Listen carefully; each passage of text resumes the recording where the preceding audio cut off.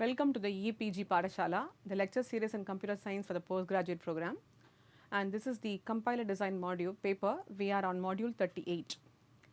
Today in this module we will be talking about the code improving transformations.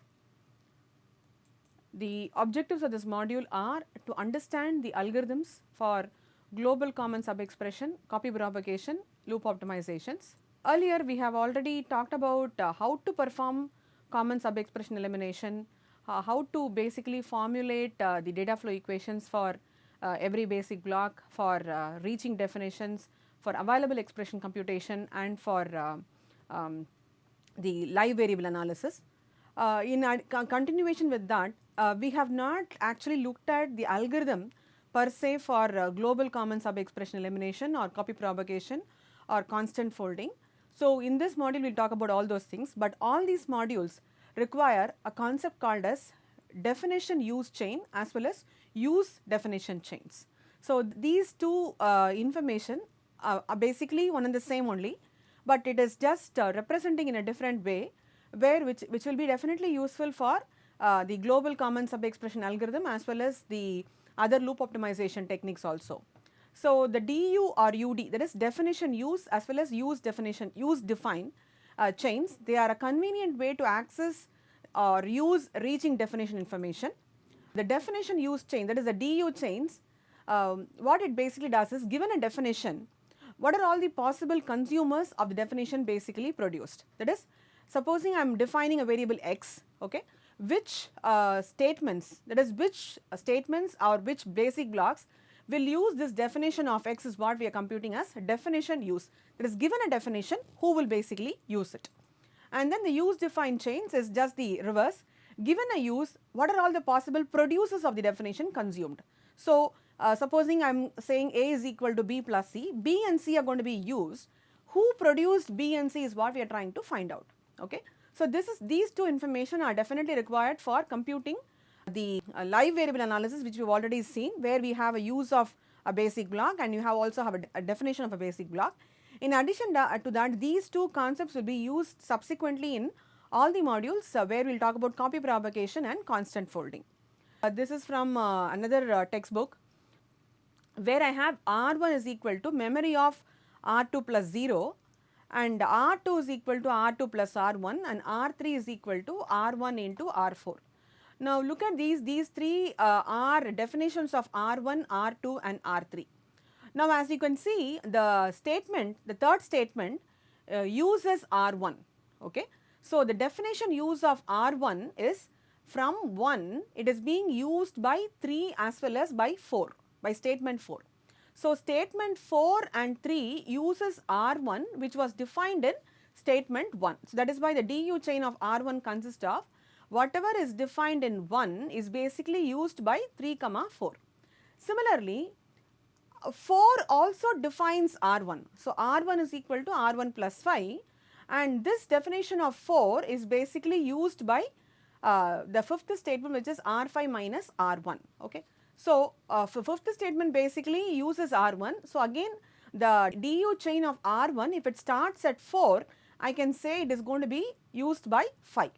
Now, similarly, if you look at the DU chain of R3, so R3 has R1 equal to R4, that is defined here, and this R3, if you look at this particular path, okay, this particular path, basically the 11th statement is going to be using R3. Okay. So, the definition chain of R3, which was defined in 3, is being used at 11. Alternately, I also define R3 here, okay, which is going to be used by this 11th definition, okay, the statement at 11. Now, the defined statement R3 is going to be used here also. Now, again I can also say R3 into 2. So, we can also say 6 basically uses R3. Okay. Then on to the UD chain of R1, use definition. Wherever R1 is used, who has basically defined it? Now, look at the 12th statement. 12th statement, R3 is equal to R1 into 2. So, R1 is being used here, but this value of R1 is being defined by this R1, okay, is being defined at this particular R1. So, that is what we call it as a use definition chain of R1. Now, typically as a thumb rule, what we do is, supposing within a particular block, okay, within a particular block, if the same variable is defined and used, we normally do not consider for the DU chain. Okay. So, here R7 is equal to R3 into R2, which is actually used by R3. Sometimes we do not consider that also. So, this is what we say. So, use definition chain and definition use chains basically are saying that definition use chain, that is, supposing a variable is being used, who is the producer of that particular definition of the particular variable is what we call as a definition use chain. And use definition chain, supposing something is being used, who is the producer. So, definition use is going to be who is the consumer, use definition is going to be who is the producer of the particular variable. So, these two are also required for the subsequent computation. Now, the global common sub expression elimination, we have already seen this in the context of what it does basically, rather how is it getting eliminated. Now, how do you actually go about as a step by step process to eliminate this is what we have to look at. Now, the available expression algorithm, which we have already seen in the previous module, computes and informs whether an expression is common at a particular point P. Now, after identifying this available expression, we need to get rid of this if it is going to be a common sub expression. Okay. So, if it is available from multiple blocks, then we need to get rid of that as a common sub expression. So, the available expression will tell you that whether it is going to be available from block B1 or B2 or B3, whatever it is. So, if it is available from multiple blocks, then I will have to look at it and treat that as a common sub expression. Now, the algorithm here is the input will be a flow graph with available expression information. The output will be a revised flow graph which is going to get rid of the common sub expression across basic blocks. Now, the method is for every statement S of the form x is equal to y plus z, if y plus z is available at the beginning of S, we have to do the following steps. So, you look at statement by statement and then try to consider it. So, search backward from the statement S, the expression y plus z, create a new variable u, replace each statement w is equal to y plus z found in the first step by u is equal to y plus z and w is equal to u. That is where you could encounter a statement of this particular form, you are simply saying using a new variable, you are assigning this value here and then the remaining will be simply a copy statement. Okay. So, replace statement S also by x is equal to u because now u corresponds to y plus z. So, this is done across all basic blocks till a value of change is observed either for y or for z. Now, that is done by the available expression algorithm that basically looks at it. Now, the searching for y plus z can be done as a data flow analysis problem. This is what we have already talked about in the previous module, where the available expression algorithm can be used where you can say its expression generated as an expression killed, and you would also had a in of every block computed as an intersection, and out of a block is also computed as a data flow equation, and this results need not be optimized. So, and this global common sub expression elimination results in copy statement. For example, this case is not handled by the algorithm we have just now mentioned, where consider this scenario where a is equal to x plus y, b is equal to a into z. Okay. Now, c is equal to x plus y and d is equal to c into z. Obviously, we know that x plus y and x plus y are common sub expressions. So, what happens is x plus y will be assigned to a new temporary variable called as u, and we will say here a is equal to u, we will say here c is equal to u. Okay. Now, at this particular point, I am not eliminating anything else, I am simply eliminating the common sub expression only. Ultimately speaking, since a also computes x plus y and c also computes x plus y, the result of a into z and result of c into z is also going to be the same, provided between statements this and similarly between statements c and d, the value of z or a and c has basically not changed. So, this kind of like an induction based rather indirect common sub expression is not handled by the algorithm we have just now stated. So, how do we do this? This is what we have just now said, T2 is equal to 4 into I, T3 is equal to A of T2, T6 is equal to 4 into I, T7 is equal to A of T6. Now, what did we say? Scan through the last till I get the common sub expression 4 into I. So, compute that and use it as a temporary variable u. So, I have here u is equal to 4 into I, and then I say T2 is equal to U and T3 is equal to A of T2. So, this is what we have just now did, and similarly wherever this occurrence 4 into I is available, replace everything with T6 with U basically. Okay. Now, finally, we can get rid of this U, where I can simply use U in place of T2 or T6 or whatever it is. Okay. So, that can happen in the next step of optimization. Now, the next one is you can also implement global common sub expression as a value numbering scheme. Now, we already know what is a value numbering scheme, where you will have it as a hash table kind of scenario, where every statement will have 3 components, will be the LHS of an expression and the corresponding RHS basically. And here for example 4 into I is available at line number 15, then what we do here is the reference of the line number is substituted for further computation of the same expression 4 into I. So, that is what is available here. As we already know A of T2, because this is also A of T2, this is also A of T6. We already know T2 and T6 are common expressions, therefore, I can replace one with the other. Therefore, here A of T2 is computed in line number 18, the same thing can be looked upon as assignment to T7. So, this is one more thing of global common sub expression elimination. Now, the next one is copy propagation. As we have seen in the earlier example, eliminating global common sub expression will result in a lot of copies getting generated. Okay. Now, our aim is to get rid of these copies because the statement does not make any sense. Okay. So, what we do here is supposing statement S has x colon equal to y, determine where the value of x is used. Okay. And substitute y in place of x, where u is a statement that uses y. So, between the statement S and between statement u, if the values of x or y hasn't changed, then what we can do is wherever x is going to be used, you can substitute in place of that x, y itself. Okay. So, in the statement S must be the only definition of x reaching u. So, this is what we should ensure, that is between statement S and statement u, the value of x or y should not basically change.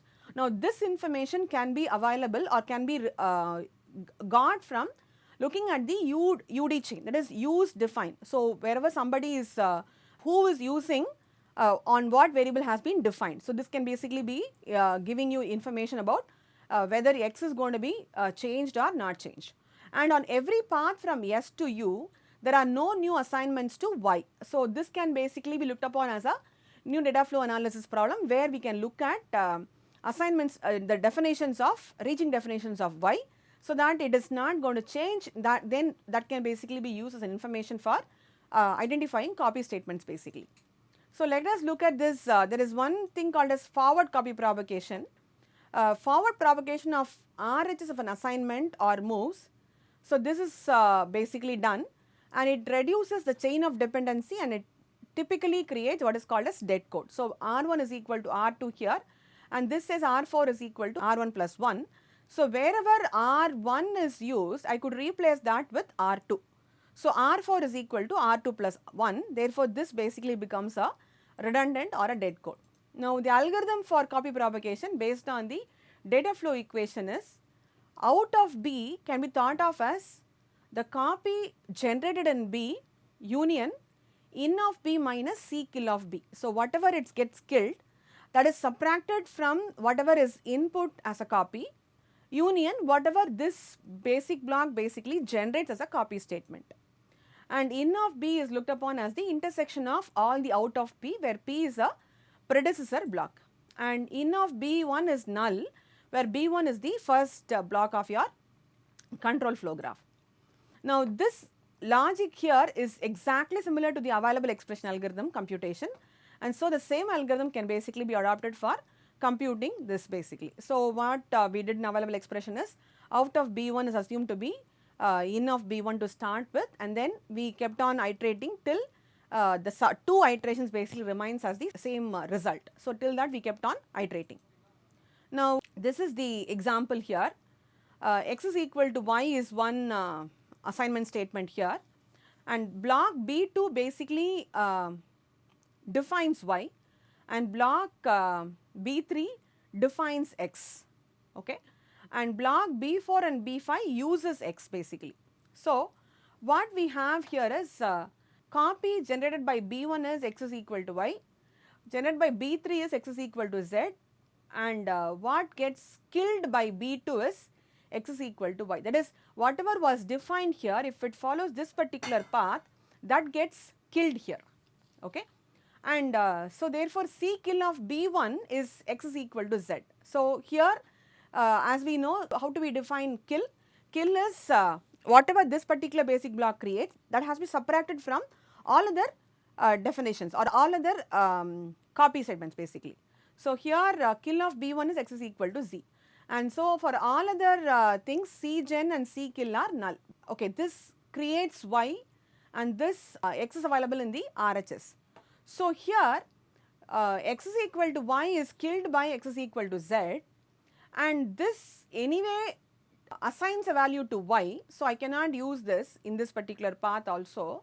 So the value of Y changes here, that is, I cannot use this common expression here in this particular statement. So this example has no copy of X is equal to Y or X is equal to Z reaches B5, okay. So I cannot, this does not result in any copy statement at all. So the algorithm here is a flow graph with use defined chains and the C input of all the blocks, and DU chain that has the use of all definitions, that is also given. Output will be a revised flow graph eliminating the copy statements. So the algorithm here is, for each copy statement S, X is equal to Y, we have to do the following: determine the uses of X that are reached by this definition, determine whether for every use of X, S is in the input of B, where B is a block for this use and no definitions of X or Y occurred prior to use. So this is very important here. And if the statement meets this condition, remove S and replace all uses of X by Y. So we have to do this for every statement and for every block. So look at the UD chain basically, determine the uses of X that are reached by this particular definition, and determine whether for every use of X, S is in C in of B, where B is a block for this use and no definitions of X or Y occurs prior to this use. So X is equal to Y, I can look at is using UD chain, and whether the definition chains, the use chains based on this definition defines only this particular statement is what we have to basically check for. After this check, we can ensure that this is, I can replace wherever X is used by Y itself. Now, copy propagation typically gets created due to global common subexpression elimination. The next one is constant propagation. Constant propagation, the forward propagation of moves or assignment of the form Rx is equal to L, where L is a literal, it is a constant. So replacement of Rx with L wherever possible is a alternate. So I have something like A is equal to 1 here. So wherever A is being used, I can replace that with the value 1 itself, and the definition should be available at the point of replacement. That is, no further change should be occurring for the variable Rx. So if that is the situation, I can basically replace Rx with the literal value L itself. Now, copy propagation elimination results in unreachable code or dead code. So what we do here is, supposing I have the following basic blocks BB1, BB2, BB3, BB4 and BB5. There is a loop here, there is a loop here, and entry is on to BB1, BB4, and then that goes to BB2 and then comes to BB5. So BB3 is never getting included at all. So BB1 to BB4, back to BB2 and then to BB5. So that is a clear possibility. So BB3 is going to be a dead block.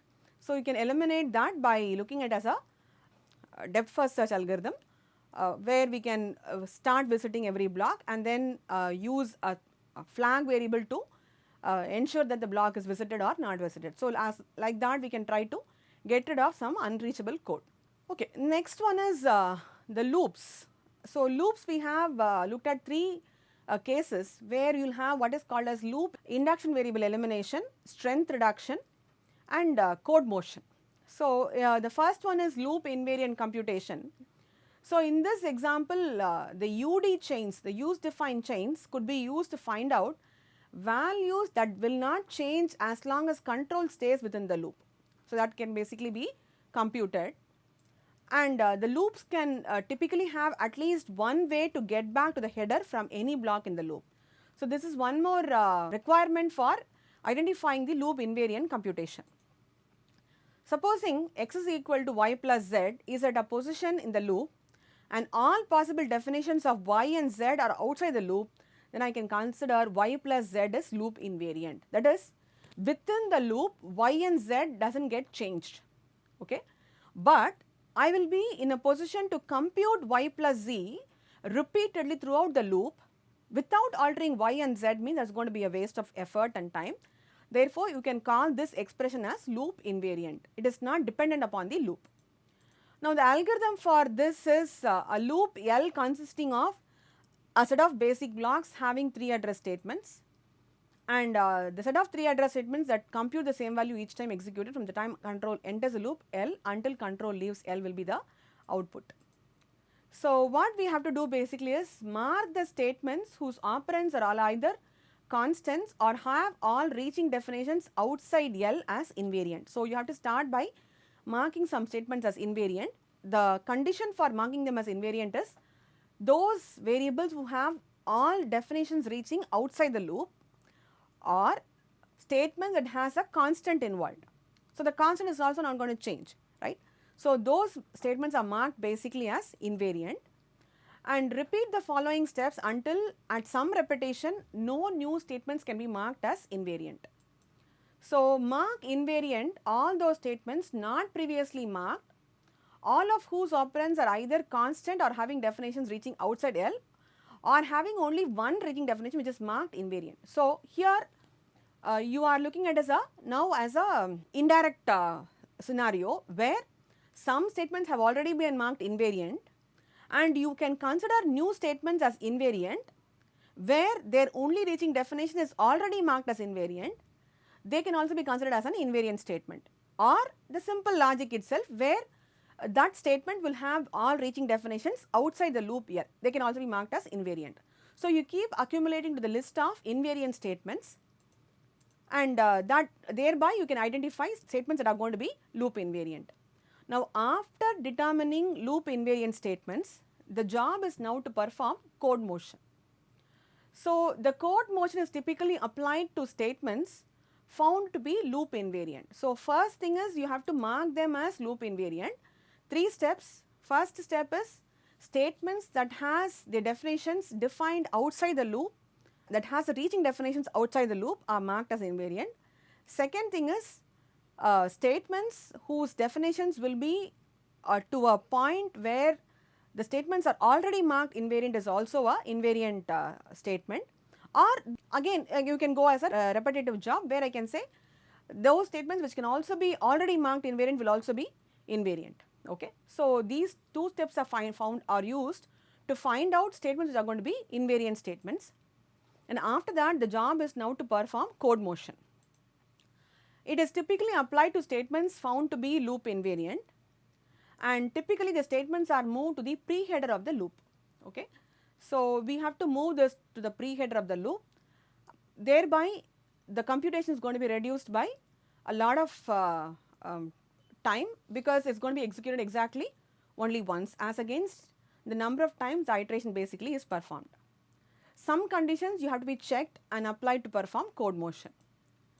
So, the conditions are, supposing say you have a statement x is equal to y plus z, and you have a basic block containing this statement S, and this block should basically dominate all exit nodes of the loop, that is a successor node that is not in the loop. So, this is what is the next condition.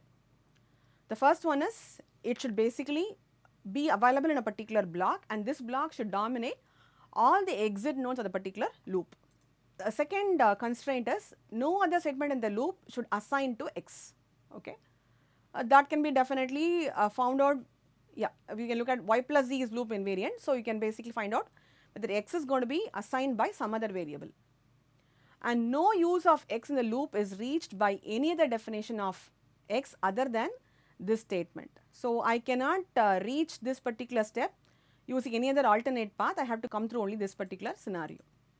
So, the algorithm will be a loop L with UD chain information and dominator information that should dominate all the nodes for exit scenario. And output will be a revised loop with a new pre-header and some statements move to the pre-header. Okay. So, what do we do here is identify the loop invariant statements defining x, and for each statement S defining x, find that it is available in the block that dominates all exits of L, this has to be verified, and that x is not defined elsewhere in L. So, you are not defining x again in the loop, and all uses in x, L of x can only be reached using the statement yes. So, the statement should be encountered that computes x, and that should be used by subsequent statements, that is what we have to find out. After doing this, move in the order found by loop variant algorithm each statement S to a newly created pre-header. So, you create a pre-header and then move these statements ensuring that the properties have been satisfied. Now, for example, here this is a case of illegal code motion. So, I am defining I is equal to 1 here, I am checking whether u less than v go to B3, okay, and if not it will come here, it will compute v is equal to v minus 1, and then it will compute j is equal to I here after this condition is basically satisfied, and then it will go back to B3. Now, an alternate path will be assigning I is equal to 2 and u is equal to u plus 1. Now, this I is equal to 2, it is an assignment statement. So, therefore, it can be identified as loop invariant because subsequent values of definition of I. Okay. So, j is equal to I is defined here. So, I cannot move this to the pre-header because only if it comes through this particular path, the value of j gets I as 2. There is no reason that it has to come through this particular path. This is also a valid path only. Therefore, in that case, j will be having a value of only 1. So, this is an illegal code motion. So, you have to ensure that you will consider all possible paths to check whether the value of a particular variable remains as it is or the way how we interpret. Okay. That is, care should be taken on that. So, to summarize this particular module, this module we have discussed algorithm for common sub-expression, which is global common sub-expression and copy propagation. We have also looked at some unreachable code and how to eliminate those unreachable code using looking at all possible loops. We have also looked at the code motion and the loop invariant computation for loops is concerned. The next module will discuss the other loop optimization techniques and further optimization that is possible with respect to what is called as dealing with aliases. Thank you.